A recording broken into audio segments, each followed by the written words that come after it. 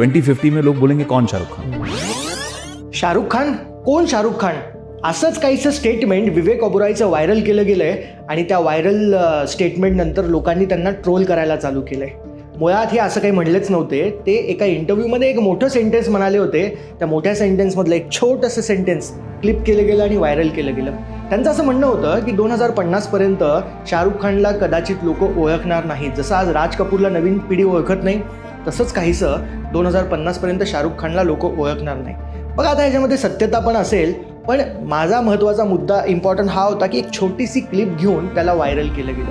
ह्यालाच म्हणतात the context collapse. ऑफिसेसमध्ये बऱ्याचदा असं होतं की तुम्ही काहीतरी खरं सांगायचा प्रयत्न करतात, असं काहीतरी सांगायचा प्रयत्न करतात की जे अनपॉप्युलर आहे, जे लोकांना वाटत नाही आहे आणि ते लोकांना आवडत नाही, आणि त्यालाच तोडून मसाला लावून पुढे पाठवलं जातं आणि चर्चा केली जाते, गॉसिप केली जाते. त्यामुळे तुमचं रेप्युटेशन हे खराब होऊन जातं. अशा वेळेस दोन गोष्टी फार इम्पॉर्टंट आहेत.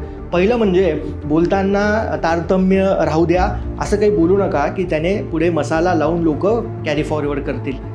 विचारपूर्वक बोला. आणि दुसरं, ज्याही वेळेस मिसइन्फॉर्मेशन पसरली जाते, तुमच्या विरुद्ध असं काही रेप्युटेशन तुमचं खराब केलं जातं, समोर या आणि बोला, मी हे म्हणलेलोच नाही आहे. बऱ्याचदा आपण शांत राहतो, आपल्याला वाटतं की कशाला त्याच्यामध्ये बोलायचं आहे, पण कधी कधी शांततासुद्धा असं वाटतं की हा माणूस शांत आहे म्हणजे हा बोललाच असेल. तर शांत राहणं पण कधी कधी घातक असू शकतं.